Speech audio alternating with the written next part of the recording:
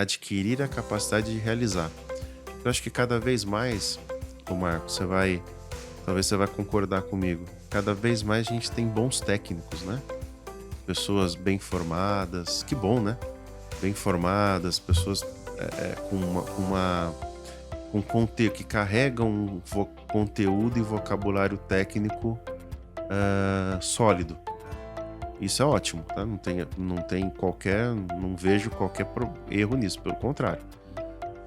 Porém, eu percebo em parte dessas mesmas pessoas que têm essa riqueza do conteúdo técnico, uma dificuldade de realizar consistentemente as suas ideias ou as estratégias da empresa, né? As estratégias que estão liderando.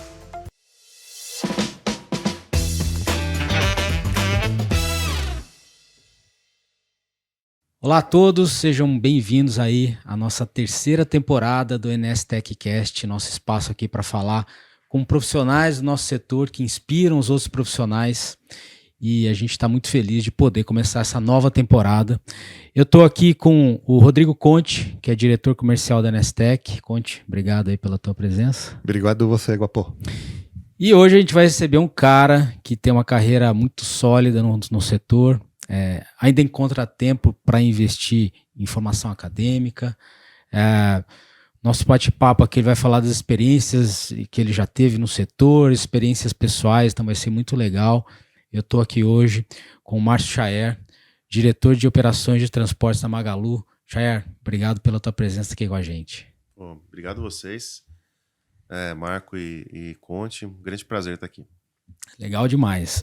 Estou muito feliz de poder iniciar a terceira temporada aqui com você. A gente já estava tentando há algum tempo, que bom que deu certo.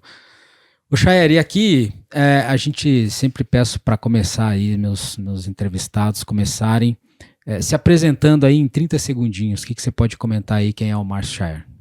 Tá legal. Bom, minha mãe me chama de Márcio, né? Mas em geral, na vida profissional, sou conhecido como Chaer. E tenho 45 anos. Fiz administração, filosofia, estou terminando um mestrado em supply chain e hoje exerço aí a cadeira de diretor-geral de operações e de transportes no Magalu. Legal. O Chaer, e aí, é curioso, né? Você é o segundo filósofo que passa aqui pelo NS TechCast. Passou outro, cara? Passou outro. Oh, caramba. O Celso Payer, que hoje está na Emergent Code, também tem a formação em filosofia. E assim, como é que foi isso aí no começo, né? Como é que você escolheu essa formação? Como é que foi isso lá no início? Tá legal. Bom, primeiro que eu sempre gostei de assuntos como história, arqueologia, filosofia, questões que remetem ao pensamento, né? Que remetem à reflexão. Então eu já estava na vida profissional, já estava trabalhando, acho que já com uma carreira razoavelmente estável, né?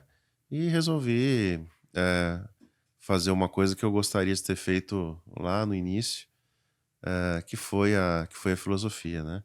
Então sou bacharel em filosofia e entendo que isso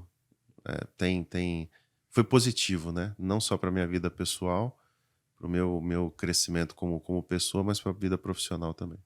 Muito legal. É curioso, né? Acho que as pessoas não sabem dessa tua característica, não? Acho que não. Não sabem, né? A gente também ficou curioso por conta disso. Bom, e você falou que você tá terminando o mestrado em supply chain? Tô finalizando aqui um mestrado em supply chain com o tema, né, da tese no relacionamento ou na experiência do cliente sobre a experiência omnichannel. Então, como que operações e serviços de multicanais podem oferecer ou oferecem uma experiência diferente para o cliente. Legal. Então, minha tese, né, meu trabalho é a característica específica desse tipo de operação, agregando que pode agregar aí na experiência do cliente em prol de uma de um NPS melhor, de uma venda maior. Então, tô finalizando nesse enquadramento teórico, né? Ah, legal, pô. Muito a ver com o seu dia a dia, né? Bastante, bastante.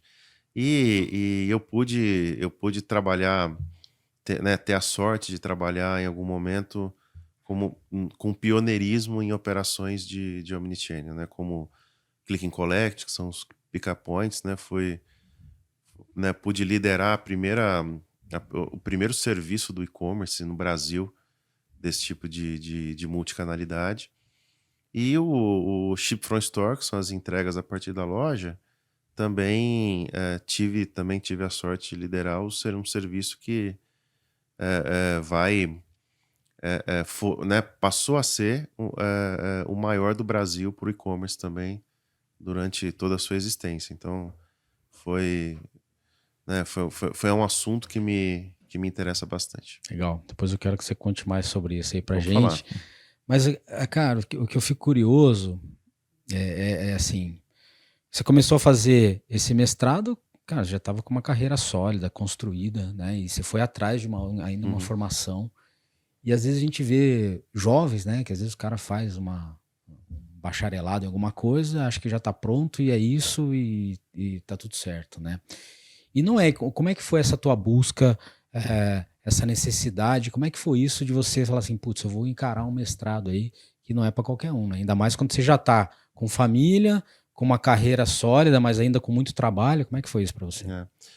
Primeiro, Marco, eu acho que o mundo está cada vez mais dinâmico, né? Numa velocidade maior das coisas, dos acontecimentos, do próprio conhecimento. Então, entendo que a gente tem que ter uma grande conciliação do conhecimento teórico, acadêmico e da prática. Talvez uma das duas coisas isoladas não nos leve a lugar nenhum onde a gente quer chegar, né? Mas sim a conciliação das duas coisas é que pode fazer a diferença na nossa vida profissional. Então, aquele profissional que é só teórico, né, que passa talvez boa parte da vida ou a maior parte da vida na academia, ele adquire conhecimentos incríveis, porque é lá que as grandes coisas surgem, né? Mas ele vai ficar carente do dia a dia, da prática. E aquele profissional que tem uma formação inicial e vive praticamente só da experiência, só da prática, também vai ficar limitado, né, com uma amplitude limitada nos seus conhecimentos. Então, eu entendo que a gente não pode parar, né, de aprender. Da mesma forma que a gente tem que ter humildade para saber que todo dia a gente tem que aprender alguma coisa nova na nossa vida profissional, o conhecimento está aí também para ser aprendido. Então, por isso que eu entendo que a gente não pode parar. Bacana. E não sei, Guapô. Acho que assim, o conhecimento tem que ser aprendido e tem que ser compartilhado também, né? Sem dúvida. Eu me inscrevi, né, para fazer um curso de logística esse fim de semana e aí tive a grata surpresa de saber que o Chaer é um dos instrutores desse curso, né? Queria saber, Chaer, como que você arruma tempo? Como que você faz essa gestão de tempo? É a dinâmica do dia a dia na Magalu, é o mestrado, agora também compartilhando conhecimento, né? Como que você faz essa gestão de tempo? Tá certo. Não, mas é justamente eu acho que a desculpa da gente compartilhar o conhecimento, né? Falando aqui de uma maneira mais íntima, eu acho que é também a oportunidade de conhecer pessoas, de conhecer sobre os assuntos, né? De compartilhar a realidade das coisas, né? Com as pessoas do mercado. Então eu encaro muito assim, né? Ali não é uma relação né? Não é uma palestra, né? É uma mentoria, um bate-papo com pessoas que estão no mercado, estão no dia a dia, que vivem praticamente as mesmas dores, né? E que certamente dão soluções adequadas para cada problema que tem. E se a gente pensar e começar a conversar, você vai ver que tem muita ideia, muita coisa boa, muita solução diferente que a gente não pensou, que a gente não viu, né? Então é uma oportunidade de aprender também. De estar junto com pessoas de mercado e de aprender. Muito legal. Eu sempre costumo dizer aqui no cast, cara, que Bom, a gente sempre fala com, né, pessoas, diretores, enfim. Eu sempre digo assim, que esses caras nunca estão no lugar que estão por acaso, né? Com E certeza. essa é uma característica super interessante, cara, que você está falando, assim, de ter essa ânsia por buscar, por compartilhar, e não achar que, né, putz, tá tudo certo, eu já sei de tudo, tá tudo sob controle, e não tá, né, Chair? Assim, a gente precisa estar buscando esse conhecimento, esse compartilhamento o tempo todo. Isso é muito bacana, assim, cara, Que bom. de saber. É, muito legal. Agora eu queria falar mais sobre a tua carreira em logística, né? Você, como muitos que passaram por aqui, descobriram o setor aí por causa de uma experiência de estágio, né? Como é que foi? Como é que você caiu no setor de logística aí? Tá legal. Fazia administração e fui selecionado lá por um professor entre alguns alunos, né? Para fazer estágio para ser estagiário numa empresa, infelizmente ela não existe mais, chamava Logistec, mas foi durante 40 anos a principal empresa privada de distribuição de entrega fracionada, né? Entrega B2C para o cliente. E atuava, era líder em mercados que hoje nem existem mais, né? Como lista telefônica, jornais, revistas, né? Pensa que há 20 anos atrás o jornal era um negócio que todo mundo recebia em casa. Uhum. Né? Era praticamente a única fonte de conhecimento. E vou te falar, era a Fórmula 1 entregava muito mais rápido que entregar hoje no e-commerce, né? Porque ninguém lia o jornal de ontem. Ah, sim. E tem uma E característica... tinha que chegar na porta da pessoa cedo, né? No café da manhã. No café da manhã. Até às 6 da manhã. Todos os jornais tinham que estar entregues até às 6 da manhã. Só que tem uma característica, viu, Conte? Ele ficava pronto... O último caderno do jornal era a capa. Uhum. É a capa, né? Esse mercado ainda existe, mas hoje ele é infinitamente menor, né? Há 20 anos atrás ele era um negócio gigantesco. Então o último caderno que é impresso do jornal é a capa, obviamente. E a capa, ela era impressa a partir das 11 da noite. Nós coletávamos o jornal à meia-noite. E ele chegava mais ou menos 1h da manhã no hub. E você tinha que encartar aquela capa em todos os exemplares de jornal. Então tinha um processo de encarte, de manuseio ali que ocupava algumas centenas de pessoas por 1, 2 horas. A operação era distribuída ali aqui, se pensar aqui na Grande São Paulo, em 3, 4 bases operacionais, que dali saíam motos e combis num ritmo louco, no meio da madrugada, às 3 da manhã, 4 da manhã, para tudo terminar até às 6. Então era a Fórmula 1 da entrega, né? Era um negócio louco. E eu comecei a trabalhar, né? Eu conheci a logística como estagiário de jornais, fazendo planejamento de entrega de jornais. E depois também com listas telefônicas, depois com revistas, né? Era uma operação de quase 1 milhão de pedidos entregues por dia, né? No Brasil todo. Então era um negócio muito grande. Você pensar que uma grande operação de e-commerce hoje faz isso aí, né? Então era uma operação gigantesca para a época. E aí pude evoluir a minha carreira de estagiário para analista de planejamento.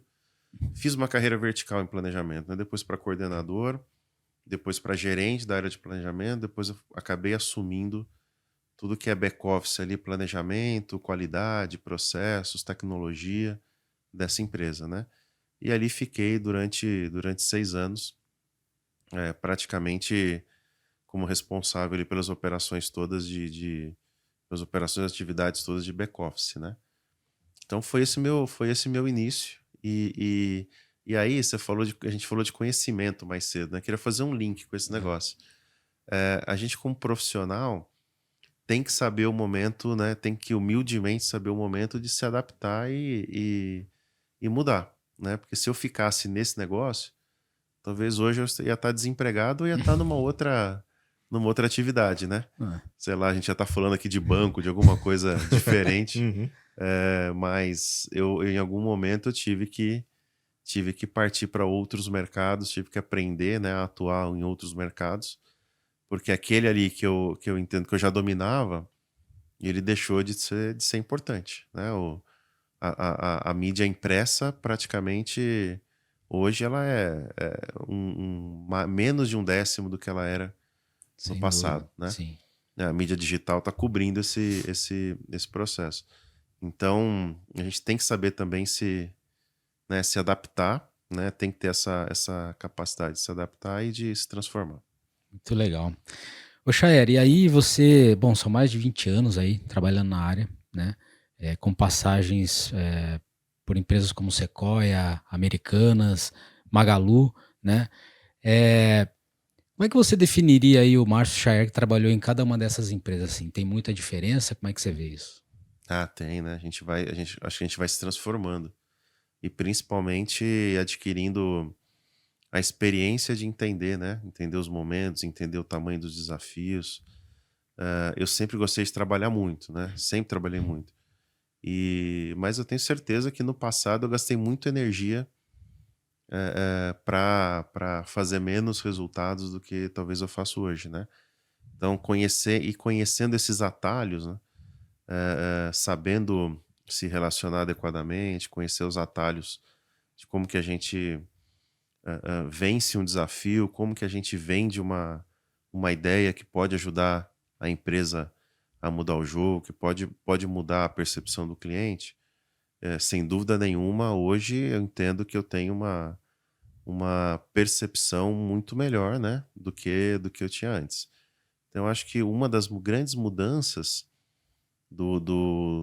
né, da carreira que eu pude fazer na Sequoia, na Americanas, agora no Magalu, acho que uma grande mudança é essa. A outra é que eu fui me transformando, né, eu falei aqui do início da minha formação, e foi uma formação profissional muito técnica, né? Então eu era um profissional técnico de estudo, frio, né? De Uhum. planejamento, de projeto. Tá. Hoje eu posso liderar operações. Então houve uma transformação, né, ao longo do tempo, que obviamente colaborou muito com o meu crescimento profissional. Então isso exige que a gente aprenda né, outros skills, outros perfis, que como um técnico a gente não vai, né, eu não tinha. Então essas transformações são importantes. Legal. E aí você, bom, você teve dos dois lados da mesa aí, né? Ou seja, na Sequoia como prestador de serviço e agora atuando no varejo, né? Tem um lado mais complexo ou só são diferentes? Como é que você vê isso? Primeiro acho que tem características diferentes, né, Marco? O embarcador, ele tem uma responsabilidade sobre o que ele contrata e sobre a experiência do cliente muito grande, né? E o varejo exerce uma pressão sobre isso violenta, porque o varejo é muito dinâmico, o varejo é todo dia, né? Não tem. Se a gente não tiver cabeça para se planejar, você vai viver sempre o amanhã, porque, né, o hoje e o amanhã, porque o varejo tem esse dinamismo, né? Tem essa urgência.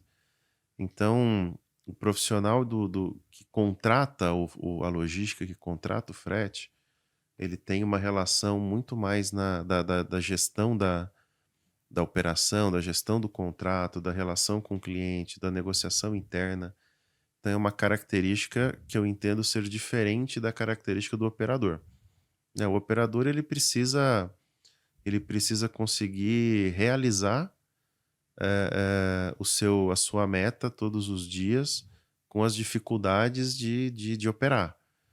Sejam climáticas, seja o trânsito, seja a questão logística de um armazém, mas a característica do profissional eu entendo ser diferente. Não sei, não saberia dizer se existe alguma classificação de importância, tá, Marco? Acho que não. Mas certamente as dificuldades são outras e o perfil exigido é outro, né? Eu já vi muito colega muito bom numa atividade de embarcador não ser muito medíocre como operador, né? E certamente o contrário também é verdade, né? Aquele executivo que é um excelente operador sentado numa posição de embarcador provavelmente pode não ter o mesmo desempenho, né? Eu acho que as duas coisas são verdadeiras, mas sensivelmente são negócios diferentes, né? Diferentes. Legal. Ô, Chaeri, como é que vai a logística do varejo? Assim, quais são os pontos mais delicados? Onde é que se deve ter uma atenção especial? Como é que você vê isso? Bom, eu destacaria duas coisas, Marco. Primeiro, numa corrida frenética por entregar mais rápido, né? O varejo todo quer entregar mais rápido. E não necessariamente os investimentos e o próprio custo do frete consegue acompanhar essa necessidade, né? Uhum. Então todo dia uma grande batalha por invenção tecnológica, por melhoria de processo. Varejo é um negócio em que a eficiência é extremamente importante. Se a gente não for eficiente no varejo, você não vive, porque o varejo não tem margem, né? Então são centavos para cada entrega, são centavos para cada pedido feito no varejo, de margem. Então, se você não for ali muito eficiente, você perde muito dinheiro. E ser eficiente, entregando cada vez mais rápido, acho que é uma equação que talvez ninguém ainda consiga resolver de forma simples, né? Porque não é. Então, diria que o primeiro ponto da logística no varejo é esse: é uma busca constante por entregar mais rápido quando, né, se tem uma dificuldade proporcionalmente grande também. E o outro, eu entendo que a gente já vê e verá mais, cada vez mais, uma exigência maior do cliente, né? O nível de serviço ao cliente, a experiência do cliente, né? O quanto é fluido a relação do cliente no seu processo de compra e de entrega.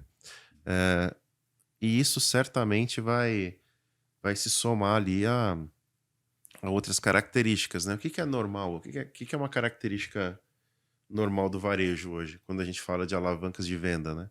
O preço do produto, o preço do frete e o tempo de entrega, o prazo de entrega oferecido.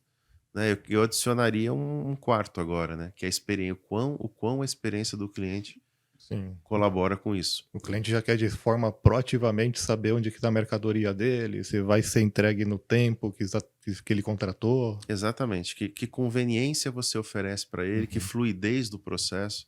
E não só no processo que é, né, no processo que é padrão, mas também quando existe alguma ocorrência. Uhum. Né? E esse é um grande desafio. Então, quando o cliente tem uma ocorrência que pode acontecer, né, como que ele navega por esse processo, né?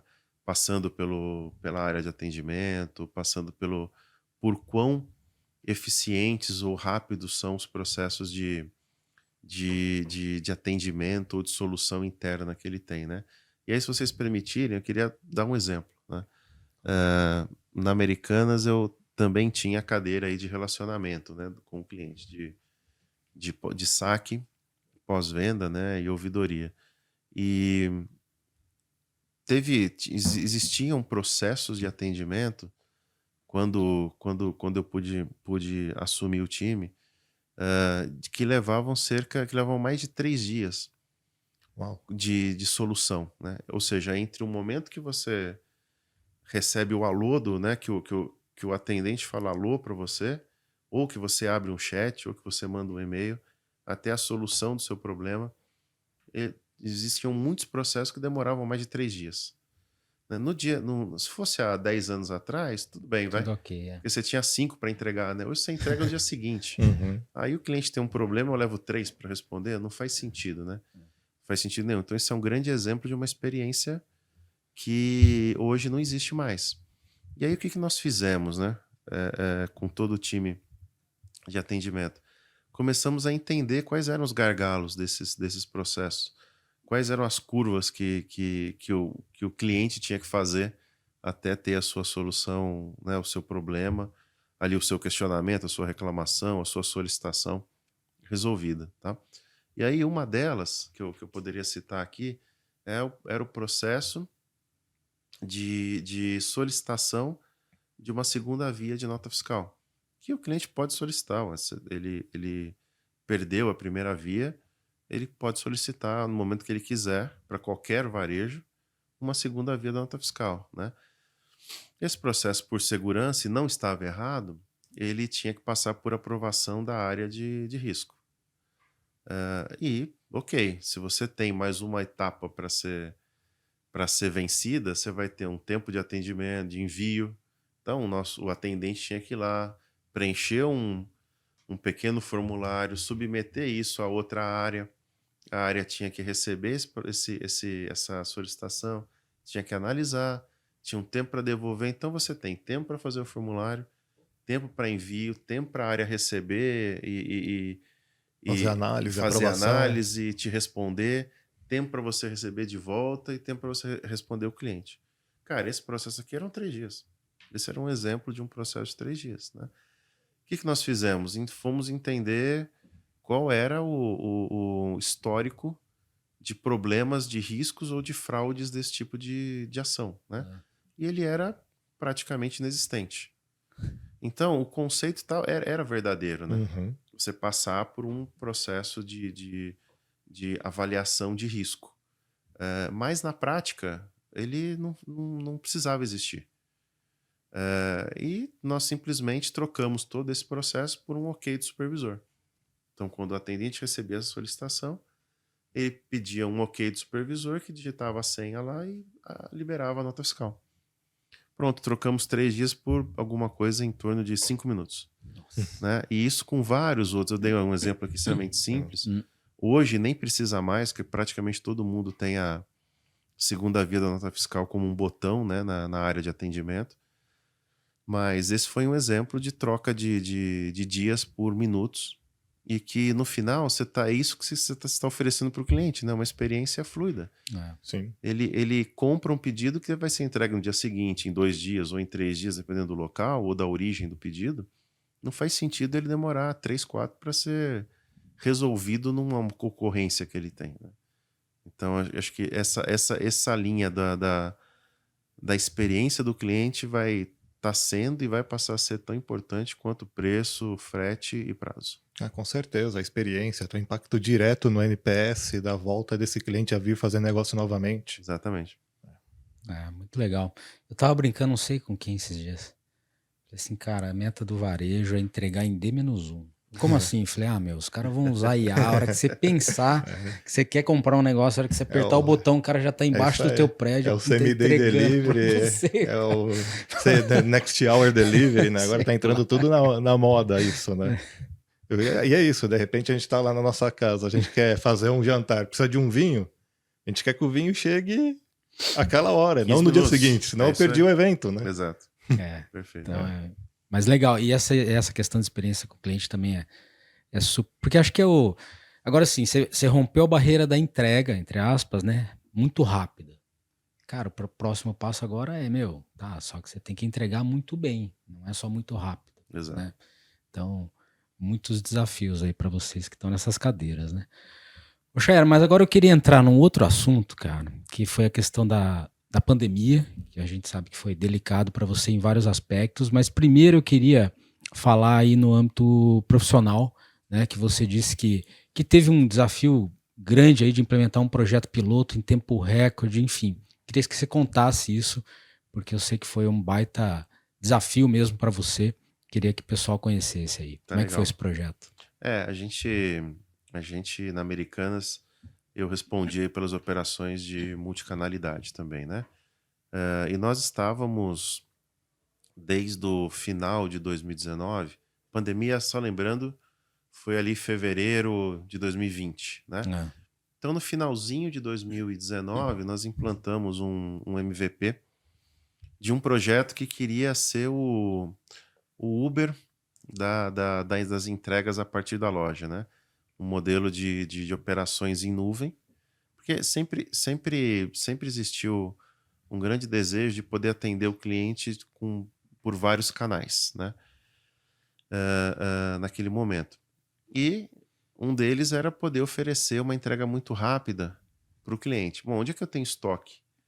Em todo lugar? Na loja. Na loja. Né? A loja tem ali um sortimento de 20, talvez 20 mil, 30 mil coisas que você pode oferecer para quem quiser comprar e estiver próximo da loja, num raio ali de alguns quilômetros da loja, e receber em algumas horas, ao invés desse pedido sair de um centro de distribuição. Então, tinha uma grande fortaleza ali que eram milhares de lojas no Brasil todo como pontos de estoque.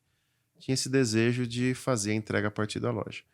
Bom, no modelo tradicional, é praticamente impossível por uma relação de custo. Eu não posso colocar, por exemplo, um carro à disposição em cada loja, porque o custo desse carro diariamente ele não paga a movimentação que ele gera, né? A receita que ele gera. Então isso aí era praticamente impossível. Ia poder fazer em 10 lojas, talvez, que tinham ali uma relevância muito maior, mas não em 2.000. Né? Como é que eu ofereço uma entrega rápida para 2.000 lojas no Brasil todo? Né? E aí, o Marco e Conte, pensa lá na loja do interior do Pará. O cliente que mora no interior do Pará, quando ele quer comprar alguma coisa, não tem um centro de distribuição perto ali, nada, né? Qualquer coisa demora 10 dias, no mínimo, 15 dias talvez. Bom, a loja está do lado ali. Se ela pudesse oferecer esse serviço, você ia trocar 10, 15 dias por talvez 3 horas, né? Beleza, começamos a montar esse projeto que era de entregar a partir das lojas. E lá para fevereiro de 2020, nós estávamos fazendo um piloto, né, um MVP, para testar a ideia. Então não era nem o processo ainda, era para testar a ideia, em 5 lojas, todas aqui em São Paulo, na capital de São Paulo. E a gente fazia aí alguma coisa como 40, 50 pedidos dia. E aí estourou a pandemia. Para quem lembra, estourou a pandemia lá para fevereiro de 2020 e lockdown, fica em casa, né? Ruas desertas, lojas fechadas, comércio fechado. Aquele negócio lá que era um piloto em 5 lojas virou do dia para noite. A gente dormiu como um piloto, acordou como a única fonte de receita da loja. Meu Deus. Porque a loja estava fechada, né? Ah. Então, eu recebi ali o desafio, né, que era impossível negar, porque não tinha outra alternativa, né, de implementar muito rapidamente as 2.000 lojas do grupo nessa operação, né? Com, obviamente, uma grande campanha de marketing, com grande incentivo para venda. Então, não era põe ali, né? Não, põe ali que vai vender muito, né? E ali, basicamente, eu não preciso dizer que o sistema não estava pronto. O processo não estava pronto, a operação não estava pronta, né? Não tinha nada pronto. Tinha muita coisa em piloto. E ali nós tivemos que fazer uma virada muito forte, né? E em 30 dias daquele momento, né? Do lockdown, em 30 dias nós pulamos de 5 lojas para 700. Com mais 30 dias viraram 1.500. E com mais 30 dias viraram 1.800. Então, pode dizer que em 60 dias nós implantamos 1.500 lojas numa operação frenética, em paralelo, acertando o sistema, ajustando o processo, descobrindo como você opera em grande escala nesse tipo de coisa, que era uma grande novidade, né, para o varejo. Não era comida, né, como a gente tem hoje. Era entrega de produtos. Então, passando pela Páscoa, logo depois veio a Páscoa, uma entrega frenética de ovo de Páscoa a partir da loja. Cara, e saindo, você falou no piloto lá de 50 pedidos, 50 né? pedidos. Pra quantos, assim? Então, foram 50 pedidos, 5 lojas, né? A gente foi de 5 lojas em 60 dias para 1.500 e de cerca de 50 pedidos para 20 mil. Naquele momento, né? E chegamos a bater nesse período de pandemia, onde era a grande opção de compra né, do cliente, nós chegamos a fazer 60 mil pedidos num dia. Imagina, época de Páscoa, né? Sempre foi uma operação muito forte da Americanas, né? Então chegamos a fazer 60 mil pedidos num dia só, mas é uma operação que eu posso dizer que depois se estabilizou e passou a fazer ali, né, num dia normal, 20 a 25 mil pedidos, que é um negócio incrível ainda, né? Incrível. Uhum. Para esse mercado. Mas foi uma experiência, acho que eu nunca trabalhei tanto na vida, posso dizer, né? O time todo não trabalhou, foi um esforço enorme de todo mundo. Tem que falar também que deu muita coisa errada, né? Óbvio, porque né, processo que não existia, que a gente teve que inventar ali na hora, coisa que a gente não sabia fazer, e nós tivemos que ir aprendendo ali como é que, né, como é que se operava um negócio desse, como é que se gerava escala, como que a gente ia buscar entregador nesse modelo de nuvem em cidades do interior que nem tinham nuvem ainda, né? Não tinha nem um iFood ali por ali. Então foi um grande desafio aprender esse negócio, mas posso dizer que a gente escalou ali em 2, 3 meses, o que numa vida normal levaria talvez 2 anos, né? Uhum. Então também teve esse ponto positivo, teve muito aprendizado, teve muita coisa que a gente teve que fazer, desfazer, que deu certo, que não deu, mas eu acho que o aprendizado de mobilizar uma operação desse tamanho, num período de tempo assim, muito curto, sem planejamento, né? Foi talvez um dos grandes aprendizados que eu tive na vida. Aí. E numa situação de pandemia, né? De pandemia. Não numa situação normal onde você diz assim, ó, vamos fazer isso aqui, vai ter que virar. Não era, né? Exatamente. Mais complexo ainda. Incrível. E na tua opinião, Chair, qual foi assim, quais características foram fundamentais para conseguir virar esse projeto, assim, da tua equipe, tua, enfim? Tá bom. Não, primeiro acho que a mobilização do time, tá, Marco? Isso é muito importante. Pouca gente fala, a gente vai dar importância para a tecnologia, para a grande ideia, mas uma ideia, por melhor que ela seja, né? Ou uma tecnologia que está sendo utilizada, por melhor que seja, se ela não for corretamente implantada, né? Se a pessoa, se o executivo, o líder ou o time não tiverem a capacidade de realizar aquela ideia, ela não serve para nada, né? Ah, com E certeza a é um gente- tripé, né? é um- É pessoas, processo e tecnologia, né? Mas talvez, né, no centro de tudo isso esteja a capacidade do time de realizar Uhum. aquela ideia, de realizar aquele projeto. Então, acho que o mais importante foi isso, né? O time agarrou aquele negócio. Obviamente, o time, eu estou falando de todas aquelas pessoas que estavam diretamente ligadas a essa atividade, agarrou aquela ideia e falou: não, vamos fazer. Né? É assim que a gente vai vai ajudar, né, a manter a empresa viva aqui. Então, vamos fazer. E o time foi fundamental para isso, tá? Porque quis fazer, enfrentou o problema, teve que corrigir muita coisa no meio do caminho, teve que trabalhar muito além né, abdicar de tempo livre, da família, de muitas coisas para fazer acontecer. Então, eu diria que, em primeiro lugar, é o time, né? O time é a capacidade de realizar. E depois, acho que o nome e a marca ajudaram muito, né? Também. As coisas andarem rápido e terem um sucesso. Mas eu gostaria de atribuir aí a grande parte do sucesso à mobilização que teve em volta de tudo isso, né? E eu tive ali a sorte de estar no lugar certo, né? De poder liderar esse processo, e fico muito contente com isso. Muito legal. Chair, e aí você também teve uma questão pessoal aí, né? Você teve Covid, ficou mal, bem mal, né? Você tá bem, tá recuperado, tá tudo Tô bem. certo. Graças a Deus, sem nenhuma sequela. Legal. Mas quase que não tô aqui, né? Quase fui uma das vítimas aí do Covid. E acho que, como tudo na vida, foi um grande aprendizado, né? Tudo que eu pude ali passar foi, no total, foram 43 dias de hospital, né? Nossa. Entre intubação, UTI, recuperação no quarto. Então foi uma experiência que, obviamente, eu não desejo, né? Não gostaria, mas que a gente tem que tirar a parte boa disso tudo, né? A transformação que isso traz nas pessoas e na gente.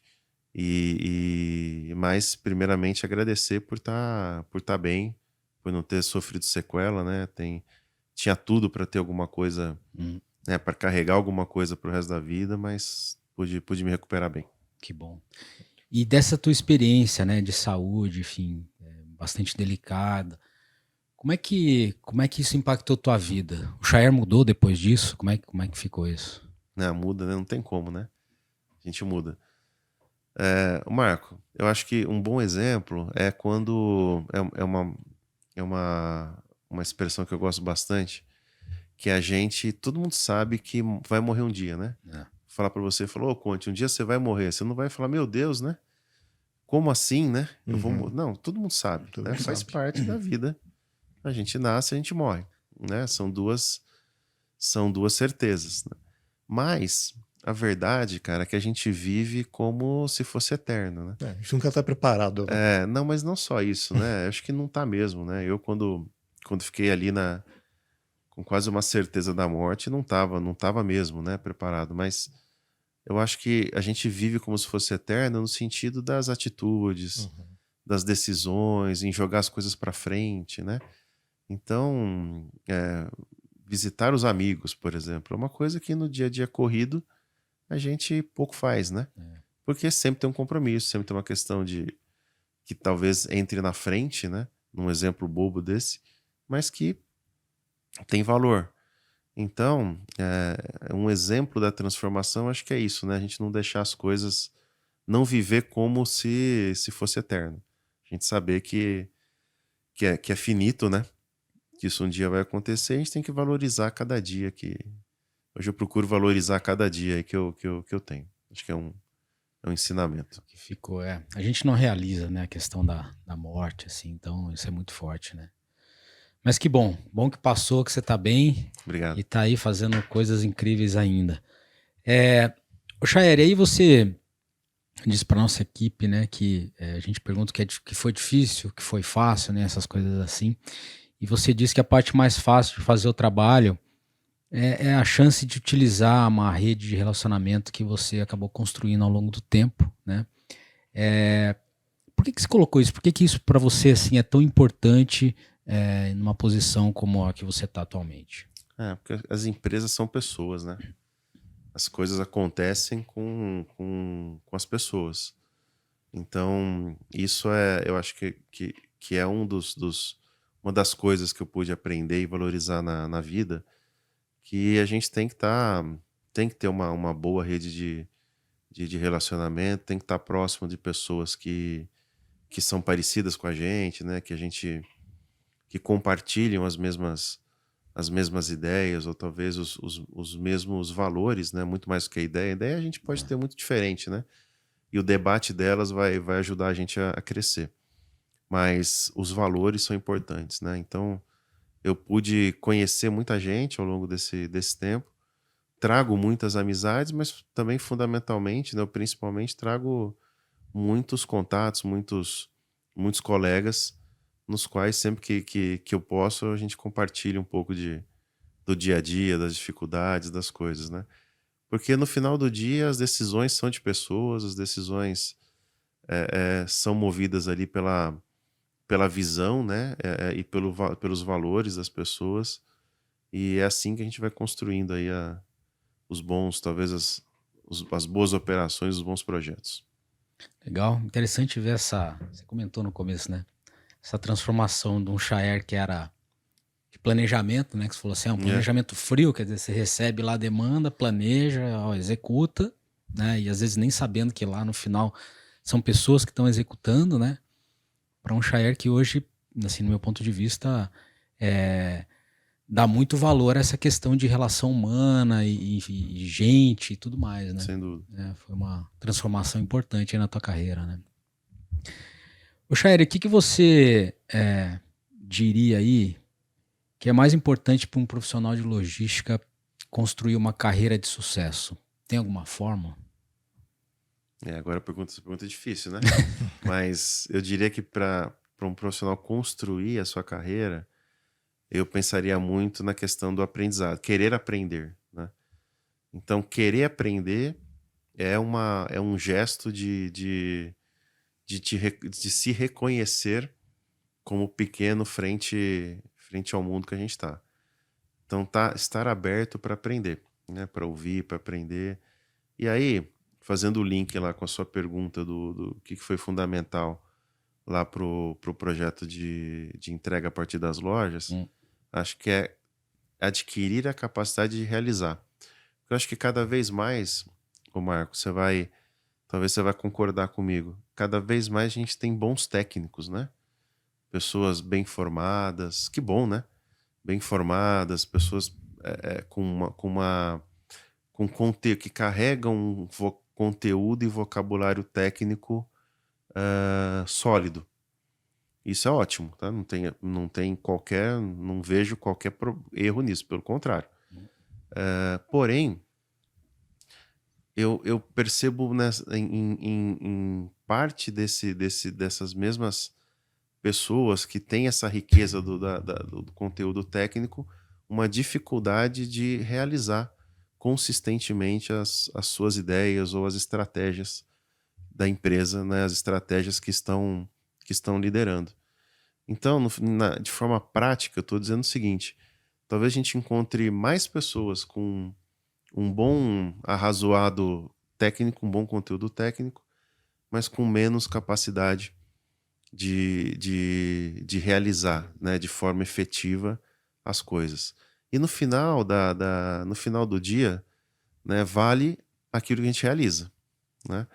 Vale o que você produz de forma efetiva e realiza de forma efetiva para sua empresa, para sua companhia. De modo que uma ideia, mesmo que não seja melhor, mas que muito bem implementada, traz mais resultado do que uma ótima ideia mal implementada, né? Então, exercitar, eu colocaria aí como segundo ponto, exercitar muito essa capacidade de realização, de realizar aquilo que, né, a meta que tem para fazer, de realizar o projeto que tem na mão, né, a ideia que tem que implementar, realizar bem é mais valioso do que ter uma ideia melhor. Uhum. E Chair, você falou assim bastante de time, pessoas, realização, né? Quais dicas você pode dar para um gestor para ele montar um time de alta performance, esse time de realização? Tá bom. Acho que primeiro saber ouvir o time. Né, o time fala, né? Ele fala por palavras e fala por gestos, né? Uhum. Então, saber ouvir o time, né? Ter a escutativa pro time. E eu acho que ter a capacidade de ser muito claro naquilo que precisa dizer, da onde precisa direcionar, né? As pessoas têm que ter muito claro o seu papel, o que tem que fazer e para onde vai, né? Se você, mesmo times de operação, times de campo, times de piso, precisam saber o porquê estão ali trabalhando, né? E normalmente é por um motivo muito nobre, né? Um operador de um hub de transporte tem na mão todo dia milhares de pedidos que ele pode fazer chegar no prazo ou fazer atrasar. Então ele precisa saber disso, né? Da importância do trabalho dele ou do porquê que ele está ali trabalhando, né?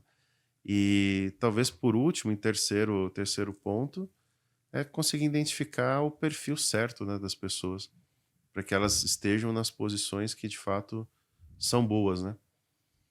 Eu tenho, né, a gente está falando aqui de mim, eu devo ter algumas qualidades, devo ter outras tantas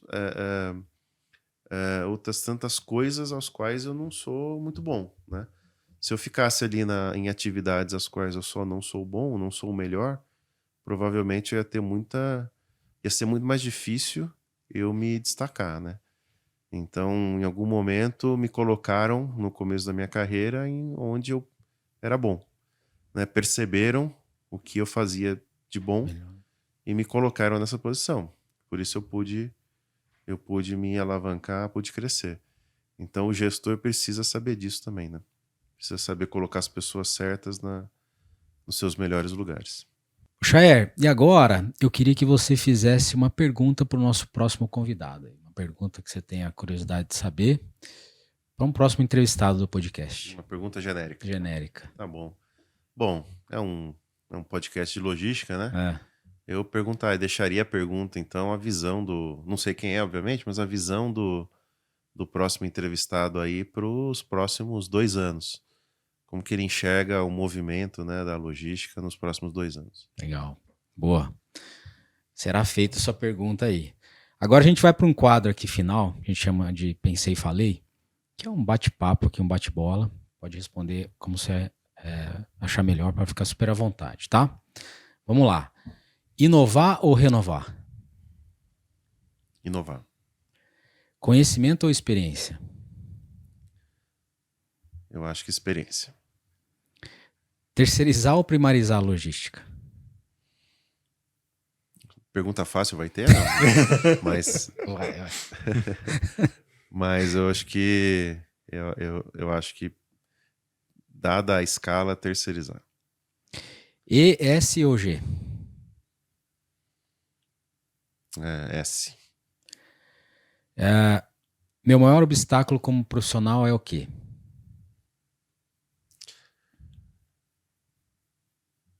Eu acho que é lidar com a dinâmica do mercado, né? Conseguir lidar bem com a dinâmica do mercado. Legal. O que você mais valoriza na hora de contratar alguém? As características pessoais, mais do que profissionais. Tem um profissional que te inspira? E alguns, mas eu deixaria aqui Ayrton Senna. Legal. Tem um livro, um filme que você acha que todo profissional de logística precisaria ler ou conhecer? Ó, Marco, eu li esse ano, dica do nosso CEO lá do Magalu, o livro chamado Essencialismo.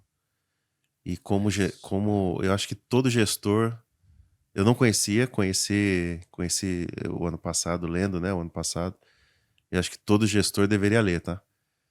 Porque no mundo que a gente vive hoje, é um tema muito, muito vivo, muito importante. Muito boa, boa.